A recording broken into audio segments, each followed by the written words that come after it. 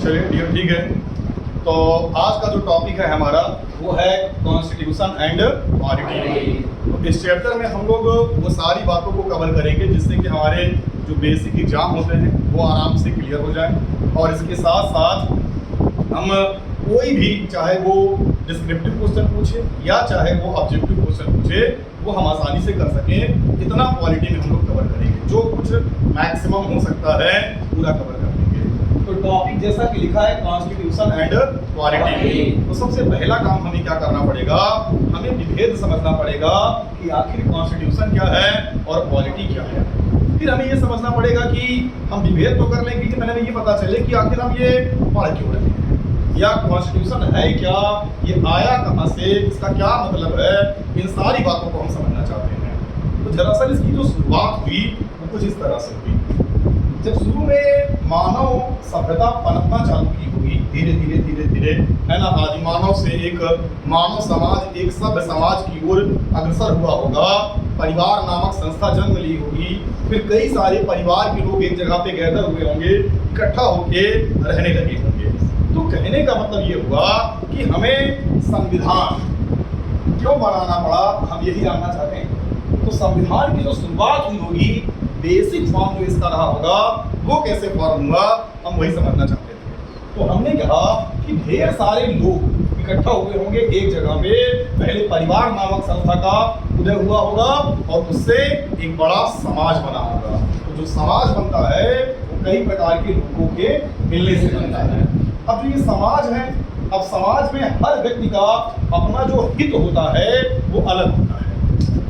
कोई व्यक्ति ऐसा हो सकता है समाज में जो चाहता हो कि सब अच्छे से रहें, है ना, सब समता समानता और वैमनस्य का भाव न रख के अच्छे से एक दूसरे से मेल जोल करके रहें। कुछ लोग इस प्रवृत्ति के होते हैं और कुछ लोग बड़े खोइया प्रवृत्ति के होते हैं, जिनको मजा तभी आती है जब तक मार ना हो, है ना, तो वो इस टाइप के लोग हो जाते हैं। तो लोग अलग अलग टाइप के होते हैं, है ना। तो जो समाज होगा वो समाज भी अलग अलग टाइप का हो सकता है, और एक समाज ऐसा भी हो सकता है जैसे अगर मान लीजिए इनमें हो सकता है कि आपसी भाईचारा ज्यादा हो, पर बगल में एक और लोगों का समूह इकट्ठा हुआ हो और वहां भी एक समाज बना हो, और ये समाज और वो समाज हमेशा संघर्षरत रहे। हमेशा जाऊं क्या डाका डाले, उनका सामान डाला, ये इनके यहाँ है, मारकाट किए हैं दोनों आपस में। या हो सकता है कि कुछ लोग ऐसे भी हो जिनका आपस में ही विवाद होता रहे। तो समाज कैसे भी निर्मित हो सकता है। एक समाज ऐसा हो सकता है जो हमेशा किस प्रकार रहेगा, बच्चा बताओ, ये समाज कैसा समाज होगा, ये समाज सहयोगपूर्ण हो सकता है।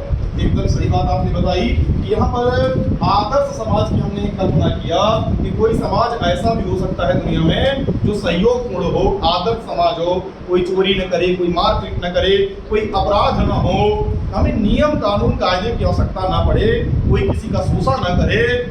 ये जब तक दुनिया है ना, ऐसा समाज संभव नहीं, ये कभी नहीं हो सकता। बस ये एकमात्र क्या है, कल्पना। ऐसे कैसे हो सकता है यार, मतलब लोग इतने अच्छे हो जाएं कि तुम अपने घर में 1 करोड़ रुपए रख के चले जाओ, कोई आए कह जाए भाई का है, भाई का है, तो यार भाई भाई काट डाल रहा है 1 करोड़ के लिए। तो मामला यहाँ पर ये है कि सहयोगपूर्ण समाज नहीं हो सकता। जब आप अपने भाई को नहीं दे सकते तो आप सोचिए आप पड़ोसी को या समाज को क्या छोड़ देंगे खुला कि आप आइए ले जाइए। आप जानते हैं ना क्या करिए, आप अगर कभी कोर्ट कचहरी का मामला चेक करिए, थाने में जाके चेक करिए, गांवों के विवाद को देखिए, आपको क्या लगता है ये विवाद किन मुद्दों को लेके जन्मे होते हैं, पता है?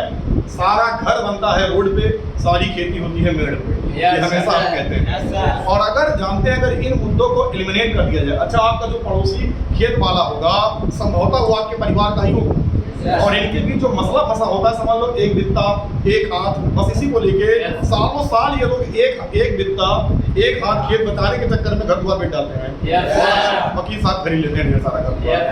तो ये समस्या है, सोचो। तो यहाँ कैसे हो सकता है कि लोग सहयोगपूर्ण तरीके से रह सकें, यह संभव नहीं है। ये सिर्फ एक कल्पना मात्र है। जहाँ लोग रहेंगे, जहाँ समाज रहेगा, वहाँ पक्का होगा संघर्ष। एक समाज ऐसा हो सकता है जो संघर्ष मूलक समाज हो, और यही समाज बना है दुनिया में, ठीक है ना। और जब ये समाज पनपा, संघर्ष मूलक समाज, तो इनमें आपस में क्या चालू हो गया, संघर्ष। ये आपस में संघर्ष स्टार्ट कर दिए। संघर्ष स्टार्ट हो जाएगा तो इसका मतलब क्या होगा कि एक दूसरे का शोषण, लूट खसोट, मार पीट, ये सब होने लगा, अन्याय होने लगा। अब यहाँ पर क्या है, तब न कोई सरकारें हैं न किसी को डर है। अभी आज आप कोई काम करते हैं, कोई भयानक कांड करते हैं, आप कहीं न कहीं डरते हैं इस बात को लेके कि घर वाले क्या कहेंगे, और घर वालों से ज्यादा आप डरते हैं कहीं पुलिस वाले लात मिलेंगे ना तो बंदे काटेंगे। तो हमें डर तो है इस बात का, समाज में पक्का डर है कि अगर हम थाने चले गए तो क्या होगा, हमें जेल हो जाएगी, फांसी हो जाएगी। तो कानून का, नियम का, सरकार का आज हमें डर है, और अगर ये ना होता तो सोचिए क्राइम रेट कितना होता। तो हम ऐसे समाज की बात कर रहे हैं, तब सरकारें ठीक है तो जाहिर सी बात है वहां पर ये ज्यादा होता रहा होगा, वहां संघर्ष ज्यादा रहा होगा। तो बताइए वहां पर कोई एक ऐसा वर्ग पनपा होगा जिसके पास शक्ति ज्यादा रहेगी, तो वहां कोई एक व्यक्ति रहा होगा जो सबसे ज्यादा पावरफुल हुआ होगा, जिसके परिवार में लोग ज्यादा होंगे। तुम्हारे गांव में सबसे ज्यादा बताओ माहौल कौन आया है, जिसके घर में 4-6 भाई होंगे, हट्टे कट्टे होंगे, 2-4 नौकरी कर रहे होंगे, थामा कर रहा होगा, कांड पे कांड कर रहा, हमारे आगे तुम यार चले आ रहे हो, बताओ हमारे 10 लोग हैं घर में, भी भोग मारेंगे। वही बंदा प्रधानी लड़ लेता होगा, जीत जाता होगा, परिवार बड़ा होगा, हमारे एकदम काट रहा होगा बवाल पूरे गाँव में। तो ये होता है। अब तुम्हारे गांव में किसी कास्ट के लोग ज्यादा हो, देखिए माहौल काटे होंगे पूरा गांव, बाकी जो कास्ट होगी दबी होगी। ये हर जगह होगा, जो ज्यादा होगा वो दबा मचाएगा, तो जिसके पास पावर आ जाएगी वो बाकी को दबा के रखेगा। तो इसका मतलब जब संघर्ष मूलक समाज आता है तो वहां पर मामला हो जाता है शक्ति ही अधिकार है। तो जिसके पास शक्ति है वो समझता है कि ये समाज मेरा अधिकार है, कोई उसे नहीं रोक सकता।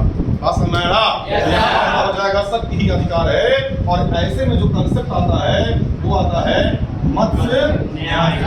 आखिर मत्स्य न्याय का मतलब क्या है, जो पावरफुल आदमी होगा वही फिर वहां पे बाकी लोगों की बातों को सुनेगा, वो बन जाएगा गांव का चौधरी, बाकी लोग उसकी बात मानेंगे क्योंकि वो छोटा मोटा पैसा कर्ज उधार देके मदद कर रहा है लोगों की, तो लोग उससे दबेंगे। अब उसका जो अपना खास होगा या उसके घर का कोई होगा, अगर वो कोई दुर्व्यवहार करता है, कोई कांड करता है, कोई अपराध करता है, तो क्या वो उसके खिलाफ सजा देगा?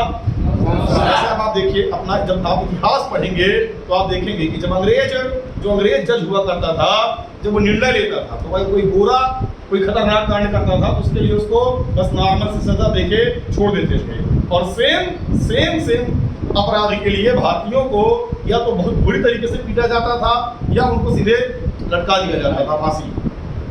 सिर्फ किस लिए? क्योंकि जो जज था वो उनके कंपनी का था, वो अपने लोगों को समझता था। तो यहाँ मत्स्य न्याय का कॉन्सेप्ट आया कि उनके पास क्या था? पावर।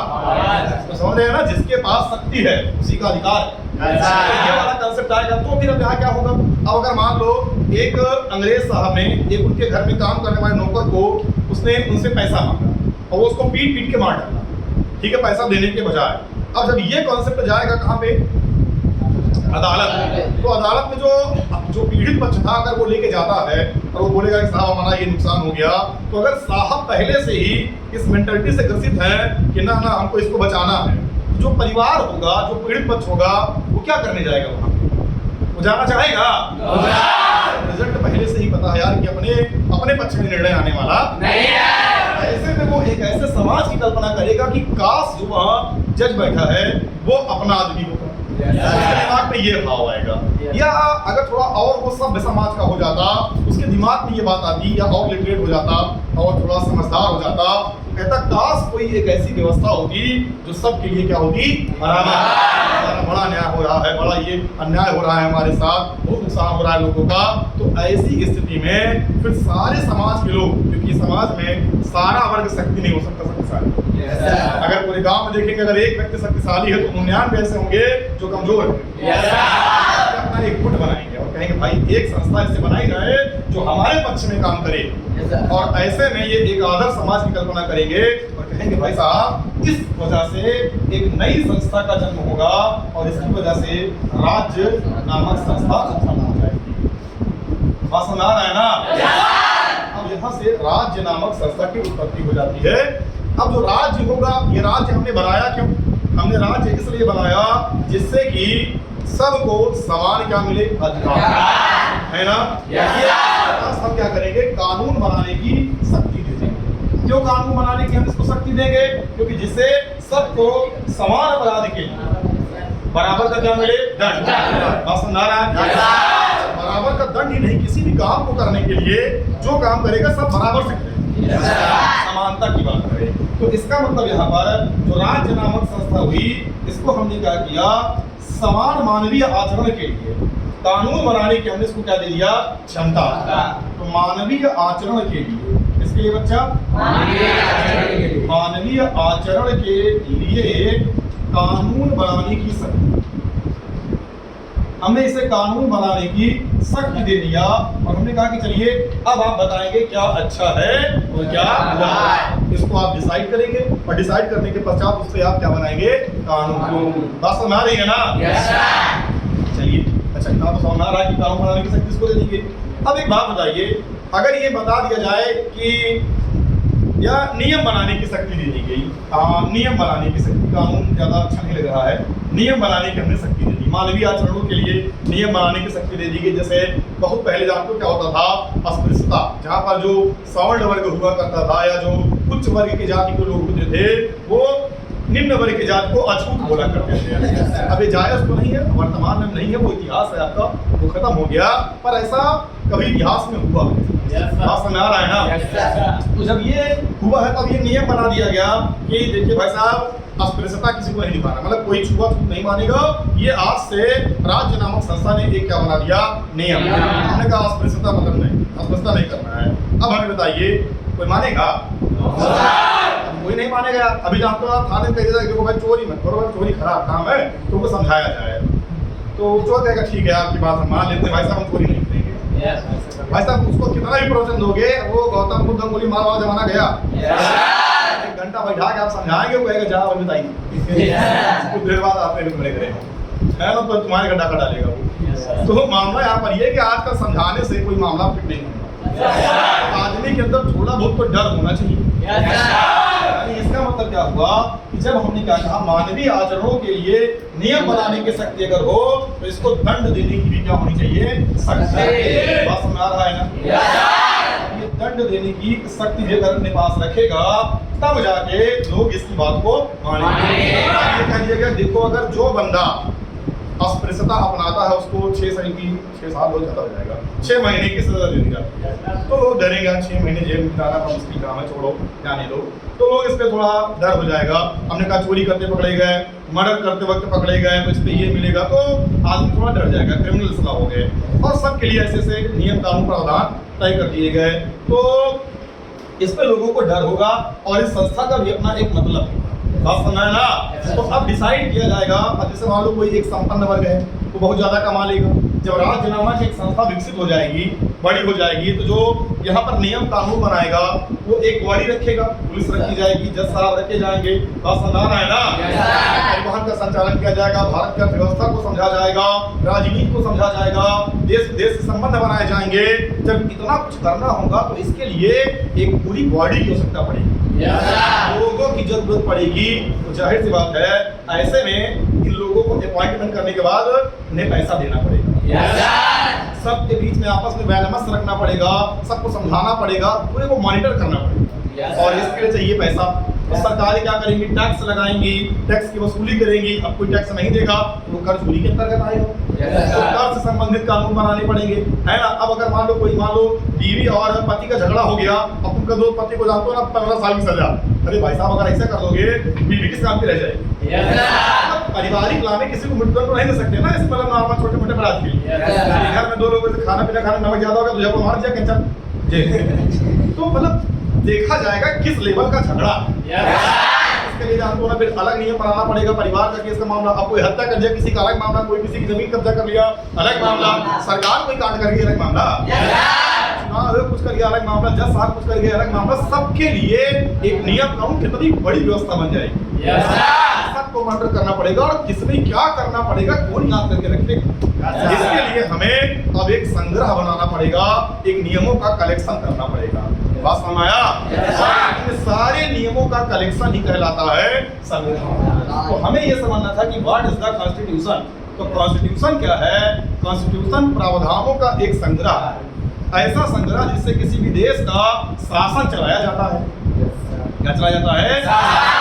वो भी याद रखिएगा, देश का शासन चलाया जाता है। तो हम ये जानना चाहते थे, हम इधर लिख रहे हैं, और जब कोई बंदा नोट्स बनाएगा तो ये अपना जो फ्लो चार्ट है वो बना लेगा। और जो हम परिभाषा या जो हेडिंग बोलेंगे उसे आप अच्छे से सुनिएगा, अपने कॉपी में राइट डाउन कर लीजिएगा। तो हमने ये बताया, और जो बंदा वीडियो देखता है वो पॉज करेगा, अपने से बढ़िया से चीजों को लिख लेगा, है ना। इसमें कोई वो नहीं कि मतलब हम बोल के लिखाएं तब क्लास बहुत लंबी खिंच जाएगी। आराम से समझेंगे, रिलैक्स होके, जहां मुझे लगेगा जरूरत है मैं वहां लिखा दूंगा, और मैं प्रयास करूंगा कि सारा मैटर मैं बोर्ड पे ही लिखूं। तो अगला हमें ये समझना है, क्लास में भी लंबी खिंच जाए तो दिल पे मत लीजिएगा। मैंने कहा ना, क्वालिटी भी क्वालिटी के जैसे पढ़ना है, शब्द को बात का खाद निकाल के समझना है, जिससे कि फिर मजा आ जाए, लगे कि हाँ ठीक है कुछ पढ़ा है। और कहीं भी आप जाइए मुंह उठा के तो आपको ये ना लगे कि यार वो फ्री फंड वाली क्लास होगी, वो थोड़ा मतलब मजा नहीं थी, ठीक है ना। तो आराम से आपको अच्छे से मजा आ जाए। तो चलिए देखिए फिर समझ लेते हैं क्वालिटी क्या। सारे सब्जेक्ट को हम ढंग से पढ़ेंगे, पूरा जीएस 100% खत्म किया जाएगा। तो हम लोगों ने क्या समझा कि समाज कैसा था, खतरनाक समाज था और परमानेंट समाज था। हमें ये समझना था तो मिला के कि अभी क्या समझना था, संविधान था। क्या संविधान क्या था? तो बात यहाँ पर आई संविधान की, कॉन्स्टिट्यूशन की। तो आपने हमें बताया जो संविधान है, संविधान क्या है? संविधान उन प्रावधानों का संग्रह है। संविधान उन प्रावधानों का संग्रह है जिससे किसी देश का शासन चलाया जाता है, किसी देश का शासन चलाया जाता है, किसी देश का शासन चलाया जाता है। अब यहाँ देखिएगा एक शब्द आया शासन। जो शासन चलाया जाएगा वो शासन हमेशा किसी देश का शासन चलाया जाएगा, यानी हम बात कर रहे हैं सार्वजनिक जीवन की। हम यहाँ बात कर रहे हैं कैसे जीवन की? सार्वजनिक जीवन की। हम यहाँ आपके पर्सनल जीवन से मतलब नहीं रख रहे हैं, यानी आपका पर्सनल जीवन यहाँ पे माने नहीं रखता। तो संविधान क्या है? प्रावधानों का संग्रह है जिससे क्या चलाया जाता है? शासन। वही किस चीज का शासन चलाया जाता है? देश का। यहाँ पर्सनल कुछ नहीं होता। जैसे एग्जाम्पल में मान लीजिए, अब अगर आप खैर पर्सनल हो जाता है लोगों का, पर ऐसा होना नहीं चाहिए। बस समझा रहा है ना। कि अब अगर आप मान लीजिए कि आप चले गए थे एक बार अमेरिका घूमने, यहाँ की कोई बेइज्जती कर दिया था, या चले गए थे ईरान इराक वगैरह में छोटे मोटे देश जो हैं वहाँ चले गए थे घूमने, और वहाँ कोई आपको तो झापा मार दिया और कल को आप बन गए इंडिया के प्रधानमंत्री। बचपन की बात याद थी, तुमने कहा बेटा आप बताते हैं तुम्हारी, अब तो हम पावर में, तुमने कहा कि मिसाइल छोड़ दो और हो गया युद्ध, है ना। अब तो ऐसा हो जाएगा, घबरा जाएगा ना। आपका अपना पर्सनल खुदनेस माने नहीं रहेगा। या मान लो आपको किसी ने धोखा दे दिया, समझ रहे हैं ना। तुमने कहा रहो तुम्हारा परिवार पर बात कर देंगे, या तुमने कहा रहें लोग कुटवा लाएंगे, किडनैप करके बस्ती करके रख लेंगे, बंधक बना के। तो ये राज व्यवस्था, मतलब यहाँ पर राजशाही नहीं चल रही है। यहाँ बात करें संविधान की, एक आदर्श समाज की। बात समझा रहा है ना। हम क्या बताना चाहते थे, यहाँ पर्सनल काम नहीं होने वाला, सार्वजनिक नहीं। मान चला कि बस पिक्चर देखिए, हम मान चला कि वहाँ हीरोइन के चक्कर में मार हो। अब यहाँ अगर मान लो प्रधानमंत्री से मार कराने के देश के बीच में हीरोइन के चक्कर में घबरा जाएगा। ऐसा कोई केस नहीं होने वाला। यहाँ देश का शासन चलेगा, और जो समझ रहा है ना, प्रधानमंत्री को मोदी जी अच्छी आदमी है, उनको नहीं कह रहा हूँ, नहीं मतलब कुछ तो करे यार ऐसे कैसे। तो हम बात कर रहे हैं सार्वजनिक जीवन की, और हम जब तो देश का शासन चलाया जाएगा, हम क्या क्या देख सकते हैं इससे, है ना। इससे मान लो ये नियम जो होंगे, कौन कौन से प्रावधान होंगे, इससे हम विदेश नीति को समझ सकते हैं, इससे हम भारत की अर्थव्यवस्था के बारे में समझ सकते हैं। इस बना रहे हैं, क्या बना रहे हैं? तो विदेश नीति हो गई, अर्थव्यवस्था हो गई, राजनीति हो गई, समझ आ रहा है ना।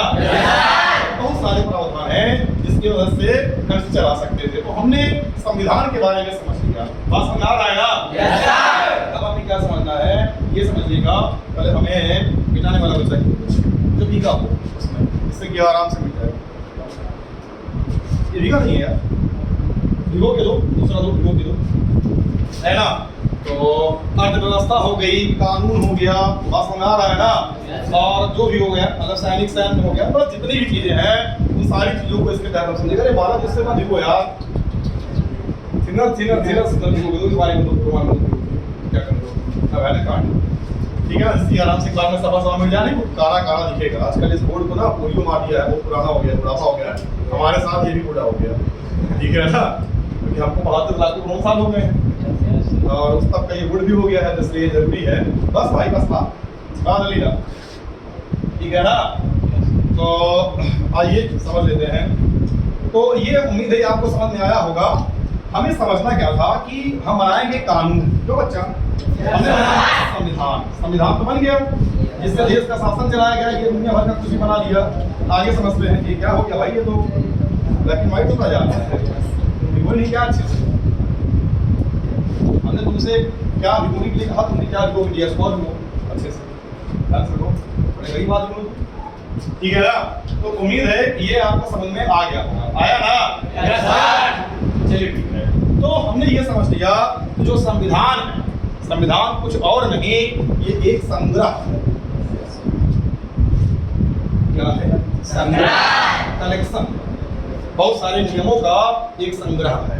जब ये नियमों का एक संग्रह है, तो इससे हम क्या चलाएंगे, देश का, ठीक है।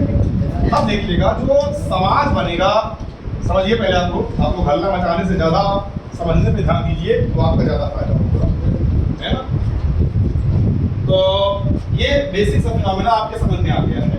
अब संविधान जो बनाया गया होगा, ठीक है ना, वो किस लिए बनाया गया था, पहले ये बताइए। संविधान किस लिए बनाया गया था? संविधान किस लिए बनाया गया था कि जिससे कि सबको अच्छे से समान अधिकार मिल सके। मतलब आदर्श, समानता, समता, इन सब के लिए, है ना, इन नियमों का प्रावधान किया गया था। बात समझ रहा है ना? ठीक है। तो संविधान जिन नियमों के लिए, है ना, बनाया गया था, उन मूल्यों, आदर्शों, है ना, आकांक्षाओं, आकांक्षा कैसे लिखते हैं आप, को सुरक्षित रखें, जिसके लिए संविधान बनाया गया। बात समझ आया ना? हम ये चाहते हैं कि हम उन मूल्यों, आदर्शों और आकांक्षाओं को क्या रखें, सुरक्षित, है ना। अब जैसे मान लीजिए, सुनिए पहले, इसको सुरक्षित रखने के लिए ही एक शब्द आता है जिसे हम कहते हैं संविधानवाद। क्या है? संविधानवाद। अब संविधानवाद क्या है, पहले ये समझ लीजिएगा कि, ठीक है ना, हमने जिस चीज के लिए संविधान को अपनाया था उसे सुरक्षित रखना, है ना, वो क्या कहलाता है, संविधानवाद। दरअसल बात क्या है, समझिए, दोनों एक दूसरे से रिलेटेड है। संविधानवाद का मतलब ये था कि अगर मान लो कोई संविधान बनाया गया, तो वो इसलिए बनाया गया कि मूल्यों, आदर्शों इत्यादि को क्या रखा जाए, सबको समान अधिकार मिले, है ना। बाकी जो बातें थी पता नहीं क्या वही बाबा बता रहे हैं हम आपको। लेकिन हम समझाना क्या चाहते थे कि इसके लिए बनाया गया क्या, संविधान, है ना, कि ये सुरक्षित रहे। लेकिन हो सकता है, मान लो कोई एक व्यक्ति जो संविधान बनाया, क्या बनाया, संविधान, कोई जरूरी नहीं कि उसमें संविधानवाद पाया जाए, ये दोनों एक दूसरे से जुड़े। संविधान का मतलब क्या है, नियमों का एक संग्रह। बात समझ रहे हैं? अब अगर मान लो कोई एक व्यक्ति है जहां पर राजशाही है ना, मान लो उसका पूरे पे कंट्रोल है, उसने नियम बना दिया अपने हिसाब से, जिसमें आप तो ना लूट खसोट वो कुछ भी करे, सिर्फ उसका फायदा हो। और उसने कहा देखिए हमने नियम तो बनाए हैं, और इसके पहले जब था, या जैसे आपके लिए अगर कोई खतरनाक रहा होगा जो आप जानते हैं ज्यादा, तो अंग्रेजों के बारे में जानते हैं, या उसके और पहले जाएंगे तो कुछ खतरनाक टाइप के राजा रहे होंगे, आक्रमणकारी रहे होंगे, तो क्या उनके अपने नियम कानून नहीं रहते? लेकिन वो तो अच्छे नहीं थे। इसका मतलब तो संविधान तो किसी का भी हो सकता है। अगर उस संविधान में समता, समानता, आदर्शों, मूल्यों की बात की जाए तो उसे हम बोलेंगे संविधान। संविधानवाद के लिए ही क्या बनाया गया था, संविधान। तो कई बार लोग इन दोनों को एक ही समझ लेते हैं, पर एक नहीं है। संविधान अगर हमेशा बात करेगा संविधानवाद, तो वो आदर्शों की बात करेगा। आदर्शों की बात करेगा मतलब ये बात करेगा लोकतंत्र। लोकतंत्र का मतलब क्या है, आगे आपको बताएंगे। जहां बात की जाएगी लोक का तंत्र, यानी लोगों का जहां शासन होगा उसे हम बोलेंगे लोकतंत्र। वो लोकतंत्र की बात करेगा। बात समझ आ रहा है ना? लोकतंत्र के साथ साथ वो क्या बोलेगा, वो बोलेगा समानता होनी चाहिए। बात समझ आ रहा है ना? वो आदर्शों की बात करेगा। बात समझ आ रहा है ना? अच्छा, ना केवल वो आदर्शों की बात करेगा, वो क्या चाहेगा, अगर इन सारे मूल्यों को बचाना है तो अगर मान लीजिए सरकार हावी हो जाए किसी चीज पर, कानून ज्यादा बन जाए तो आपके अधिकार छीन जाए। हर बात पे अगर कानून बन जाए तो मामला गड़बड़ हो जाएगा। यानी जो संविधानवाद होता होगा वो व्यक्ति ओरिएंटेड होता होगा या सरकार ओरिएंटेड होता होगा? व्यक्ति ओरिएंटेड होता होगा, क्योंकि आदर्श और मूल्य की बात हो रही है। संविधान हमने इसीलिए बनाया था जिससे व्यक्ति को फायदा पहुंचे, ना कि सरकार को। सरकार जो है वो लोगों के लिए, लोग सरकार के लिए। आप सुना रहे ना? ये अधिकतम सरकार की बात करेगी या न्यूनतम सरकार की बात करेगी?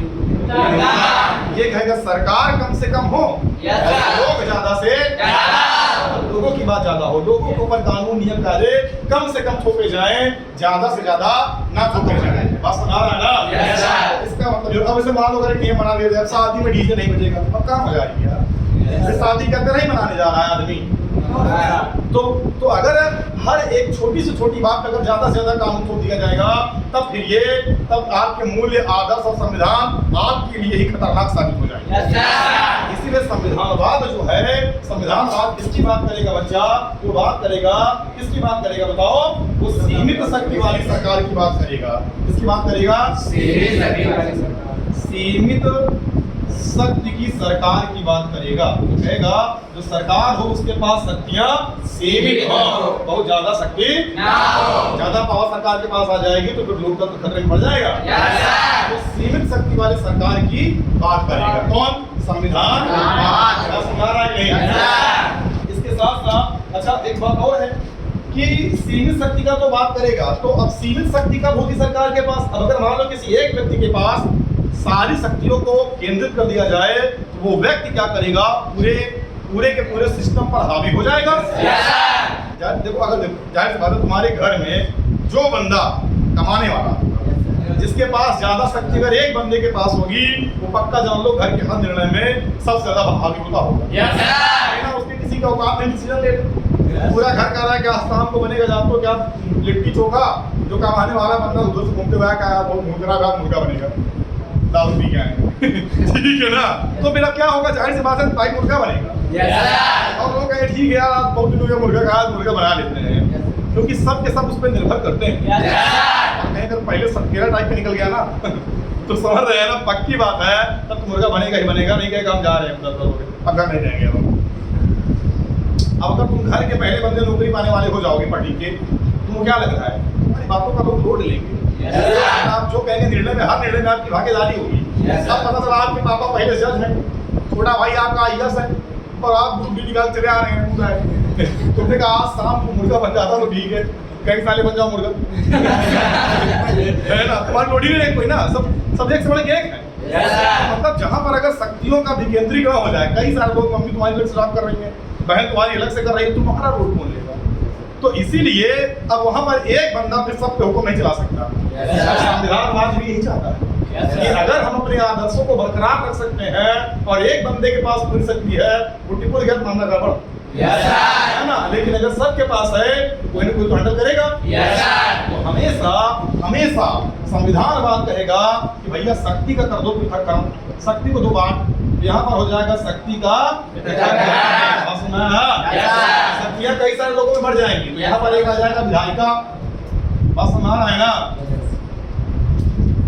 नहीं आया आपको ना आए तो बताइएगा, अगर शब्द आपको कठिन लगे तो भी बताइएगा। हमने बहुत बार ये सुना है और लोग हमें कहते भी हैं कि आप कई बार खतरनाक हिंदी बोल देते हैं, इसलिए आपकी बात थोड़ा ग्रामीण अवधि भाषा का भी प्रयोग कर ले रहे हैं, ठीक है ना? तो इसके लिए आप इसका बुरा मत मानिएगा, थोड़ा मजा आया आपको। अगला हो गया कार्यपालिका, ठीक है ना? कार्यपालिका के साथ साथ अलग से आ जाएगी न्यायपालिका। यहाँ पर हमने क्या किया? शक्ति का क्या कर दिया? पृथक। बस सुना ना? सबसे खतरनाक आइटम क्लास में क्या होता है? ये कैमरा। इसके आते ही वहां जानते हैं ना, हम पता नहीं कैसे मतलब दूसरे दुनिया में चले जाते हैं। ऑफलाइन क्लास इतनी बिंदास होती है, क्या बताएं, पर ऑनलाइन क्लास में इतनी असहजता आ जाती है कि इसको लगाते ही दिमाग हो जाता है दही, ठीक है ना, और दुनिया भर की बातें मुंह से निकलने लगती है। फिर लगता है सीरियस रहो, दुनिया देख रही है, अब दुनिया क्या कहेगी, और ये सोच के परेशान रहते हैं। और साला कोई देखेगा नहीं, कोई कुछ कहेगा नहीं। इतना कोई खाली है, पढ़ने के बाद तो देखना चाहता है। अब तुम ही पढ़ना नहीं चाहते, लेकिन अब क्या करो, मजबूरी, नहीं पढ़ोगे भाई चलाओगे। ये बात तुमको समझ में आ गई, इसलिए पढ़ रहे हो। यहाँ विधायिका लिखा है तो क्या इतना सुनना नहीं, तो गलती पकड़ लिए, देख लो गुरु, तो इतना आपको आना चाहिए। यहाँ शक्ति का क्या होने वाला है, बताओ समय ना नहीं आया। तो हमने एक बात समझी संविधानवाद, और एक मैंने क्या समझा, संविधान। तो संविधान बनाया ही गया था जिससे कि संविधानवाद कायम हो सके। समझाया ना। संविधानवाद एक कल्पना, एक क्या है, एक समाज की, एक आदर्श समाज की कल्पना है, यानी ये एक विचारधारा है। क्या है बच्चा, विचारधारा। अगर आपसे कोई पूछे, क्या पूछे कि संविधानवाद क्या है, तो यह एक विचारधारा है। यूपीएससी का पेपर हुआ या पीसीएस का मुझे याद नहीं है, उसमें एक क्वेश्चन है और खतरनाक क्वेश्चन आया। क्या क्वेश्चन आया पता है आपको? क्वेश्चन ये आया कि संविधानवाद है न्यूनतम सरकार।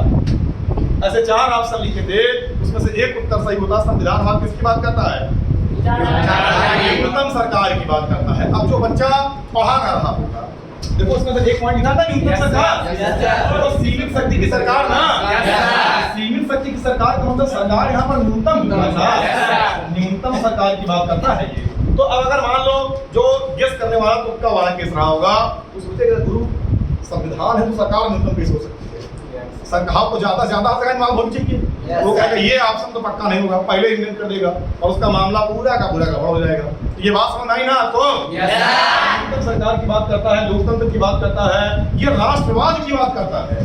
जब लोगों के अंदर राष्ट्रवाद होगा, समझ रहे हैं ना, दुनिया भर का कांड नहीं होगा। नहीं आया? मोदी जी एक नियम बनाते हैं, अगर कोई बंदा धरना करते पकड़ा गया, बल निकाला जाएगा, उसके ऊपर रास्ता लगा के जेल भेज देंगे, कांड हो जाएगा।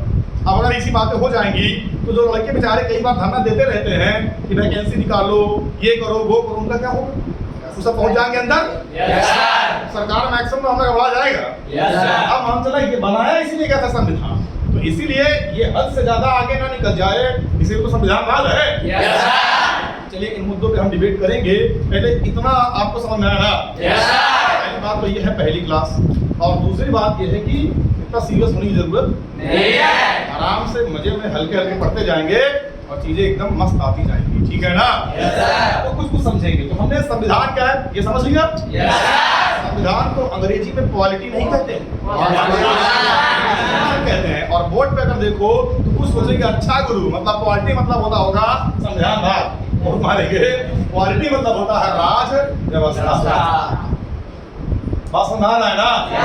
तो अभी हम देखेंगे कि राज व्यवस्था क्या होती है। उससे पहले ये पॉइंट समझ आ गए पूरे ना? ये हम आपसे बात करते हैं अब आखिर राज व्यवस्था या आखिर राज व्यवस्था क्या है, इन दोनों में अंतर समझ लेते हैं। आज हम लोग क्वालिटी स्टार्ट कर लें, ठीक है ना? क्वालिटी स्टार्ट कर लेते हैं और देखिएगा बीच में शायद पेट का पेपर है ना? कल की क्लास तो आपकी पक्का चलेगी। ये एक इतना गंदा यार रुमाल, मतलब क्या है यार, बेगुनी लिखो मिला नहीं तुम लोगों को, आप तू करवा रहे हो, बताओ वो भी इंटरनेशनल है ना? तो कोई बात नहीं है ना, 10 की शुरू करा दी हो तुम पहले से ही, चलो कोई बात नहीं। तो क्या बताया आपने? हाँ, हमने ये बताया कि आपकी 2 क्लास हो सकता है लगातार ना मिले, और ये इनके लिए है जो ऑनलाइन देखेंगे इस वीडियो को, वो सोचे कि यार इससे बड़ा झोलर मास्टर आज तक नहीं देखा। 6 साल से हर वीडियो में कहता है आज के बाद रोज है ना, और उसके बाद गायब हो जाएगा, 6 महीने बाद आएगा। तो ऐसा नहीं होगा, अब कंटिन्यूटी रहेगी, बीच बीच में छुट्टी होगी। इसके पहले जो वीडियो पढ़ा था फिजिक्स का, वो लगभग 6-7 महीने या 8-9 महीने पहले, 9 महीने के बाद से, कॉलेज जाने के बाद से मुझे टाइम किस प्रकार मिल रहा है आप लोग जानते हैं। ये वीडियो घोर अंधकार में रात्रि में समय में बनाया जा रहा है, और मैं सुबह 5 बजे से ही क्लास ले रहा हूँ, और आज शाम को बज रहे हैं 7। तो जाहिर सी बात है इतनी मेहनत करने के बाद अगर ये वीडियो बन रहा है तो मतलब अब वीडियो बनेगा, ठीक है ना? बस बात ये कि कुछ चीज़ें अपने हाथ में नहीं। अगर आप किसी के यहाँ नौकरी करने जा रहे हैं तो आप उसके गुलाम, सरकार के यहाँ जा रहे हैं तो पक्का वाले गुलाम है, ठीक है ना? तो अब जाहिर सी बात ये है कि अब 2 दिन अगर टेट का पेपर रहेगा, उधर ड्यूटी लगेगी तो मामला गड़बड़ है। तो 2 दिन आपकी क्लास बीच में रुकेगी तो जो इस वीडियो को देखेगा वीडियो सोच लेगा कहाँ चला गया, खत्म हो गया क्या। तो ऐसा नहीं, हम हमारा आदमी हैं। इसके बाद आपकी क्लास पक्का मिलेगी, आप इसके लिए निश्चिंत रहिएगा। तब तक आप इसको समझ लीजिए, छोटी सी बात है ना। फिर कल वाली क्लास मिलेगी, उसके बाद फिर आपको जो भी होगा पहले से मेंटली प्रिपेयर रखिएगा। चलिए देख लेते हैं क्या है मामला। और ये रंग बिरंगा बोर्ड दिख रहा है, अच्छा लगेगा, थोड़ा माहौल बनेगा इससे। तो देखिएगा, ज़्यादा गंदा आ रहा होगा वीडियो में तो कोई बात नहीं, देखो क्या करोगे। तो है ना, हमें क्या समझना था, हमें ये समझना था कि अबे इधर देखो, इतना गंदा मत हंसो, देखो है ना, दिखा रहे हैं। चले ना, हंसो ठीक है, मतलब मुद्दा मिले तब हंसो ठीक है, बेमतलब खी खाना खाए हुए क्या हम करने कर रहा है। हमें समझना है कि आखिर कॉन्स्टिट्यूशन क्या है। क्यों बच्चा?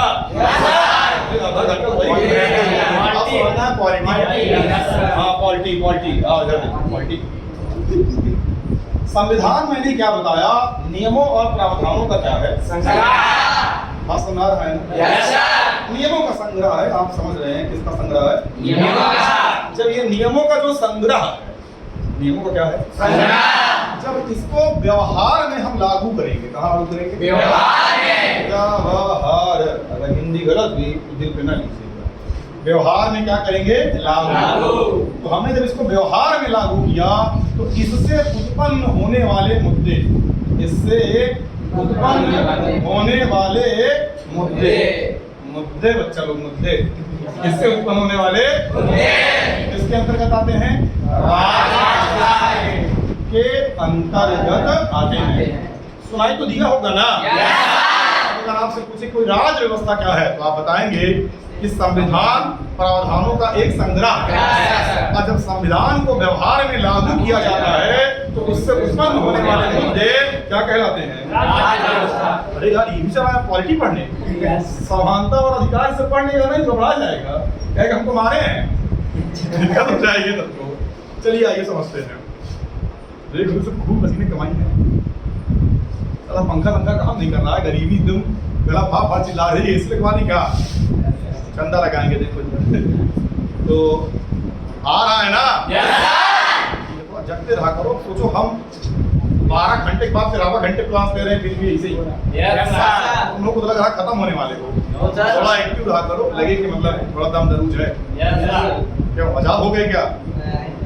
देखो चले ना, ठीक है। तो ये बात समझ आ गई कि ये मुद्दे उद्दे राज व्यवस्था का कहलाते हैं। अब आगे समझ नहीं पा रहा जो मुद्दे कहाँ उत्पन्न हो रहे हैं, कैसे उत्पन्न हो रहे हैं, पहले मुद्दों को समझ लिया जाए फिर मुद्दा समझेंगे। कानून की बात कर रहे हैं, थोड़ा सा आप लोग को थोड़ा मसालेदार बात। देख यार, लिखने के चक्कर में ना पड़ा, सब जाके यूट्यूब पे चक्कर के लिए लेना भाई, जाके ढेला लिख रहा है। हमें समझना है आर्टिकल 17 क्या कान खराब करेगा, आराम से जबरदस्ती। तो आर्टिकल जो 17 है, आर्टिकल 17 क्या है? आर्टिकल 17 कहता है अस्पृश्यता दंडनीय, दंडनीय अपराध।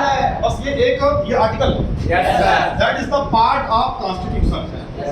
बस हमारा है ना, कॉन्स्टिट्यूशन का एक हिस्सा है। आर्टिकल 17 कहता है कि अस्पृश्यता एक दंडनीय अपराध है। अस्पृश्यता अगर तुम नहीं समझ पा रहे हो, ठेठ ठेठ 3 समझो, छुआ-छूत।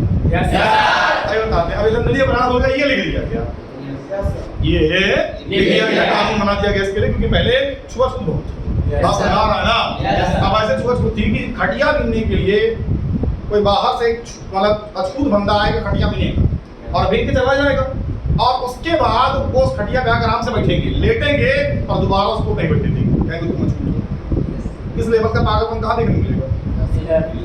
बात समझ आ रहा है ना। तो लेकिन था पहले, अब क्या करोगे, लोग इसी क्वालिटी के होते हैं। जैसे आज तुम्हारे गांव में भक्के लोग पाए जाते हैं, सबसे खतरनाक जाति के लोग इतने एलियन है भाई साहब, मैं आघा गया हूँ। मतलब देखने के बाद मेरा खून छूट जाता है इन लोगों को। ये साले क्या करते हैं पता है? जैसे घर पे कहेंगे नहा खाना बनाओ, नहीं खाओ, ठीक है ना, बना नहीं खाएंगे, उनको समोसा ला के दो, धन से खींच देंगे।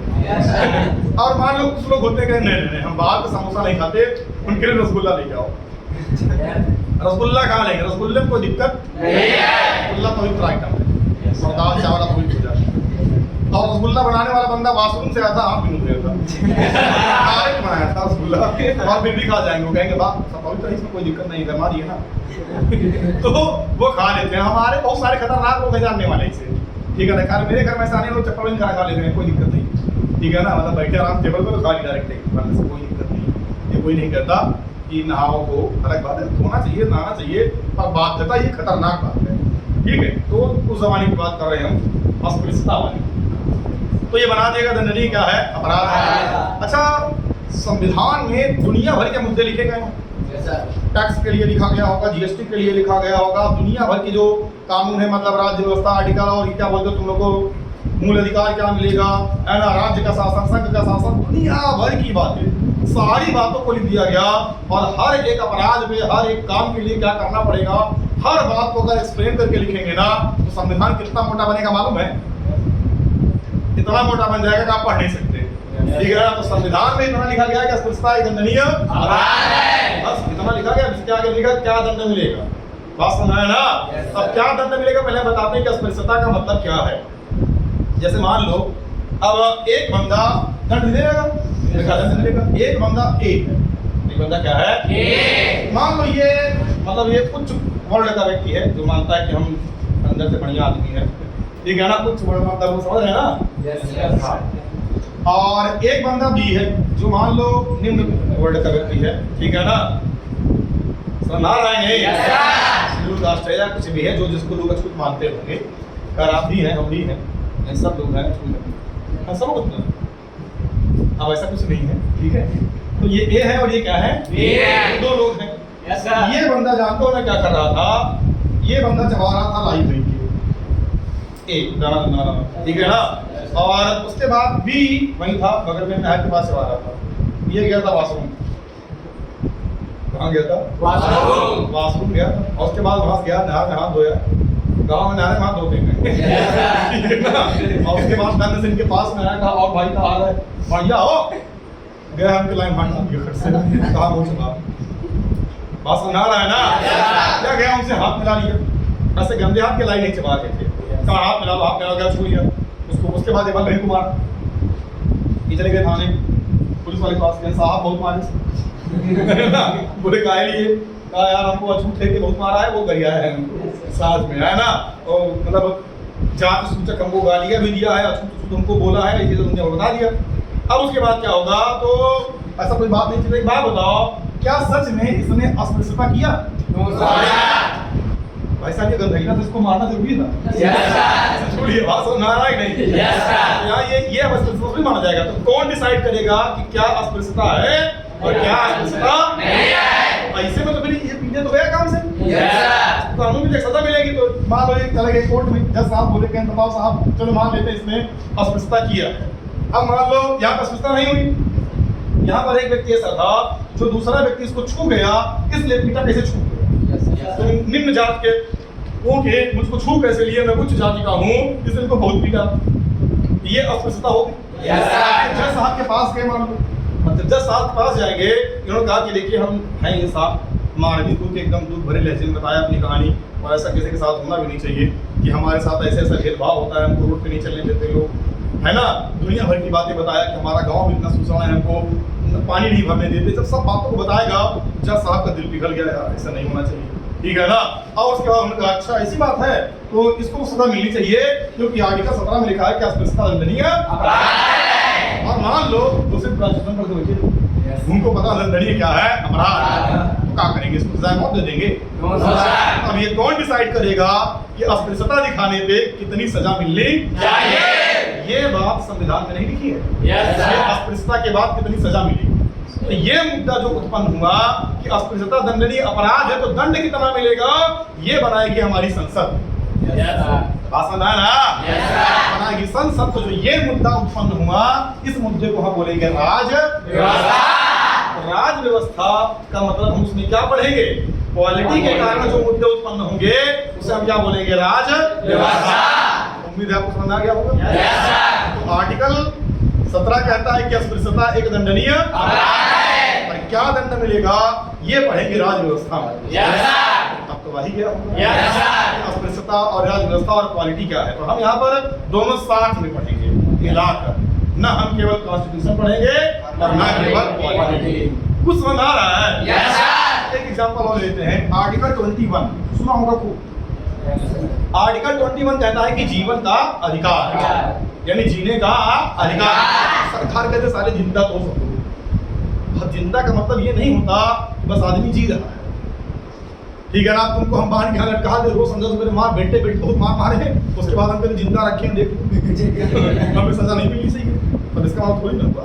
जिंदा रखने का मतलब ये नहीं कि मतलब बस रोज मतलब चौक रहे हैं, धीरे धीरे मारने ना दे तुमको, तो बात ये नहीं हुई, ठीक है ना। जिंदा रहने का मतलब कि आपको गरिमा के साथ जीने का क्या मिले। अब गरिमा के साथ जीने का मतलब कि कोई गरिमा नाम का मतलब गरिमा के साथ जीने का मतलब ये हुआ कि सम्मान के साथ जीने का क्या मिले, मौका। बात समझ में आ रहा है ना? अभी उसके दिमाग में लगेगा चल गुरु ठीक है, आर्टिकल 21 बढ़िया है, ठीक है।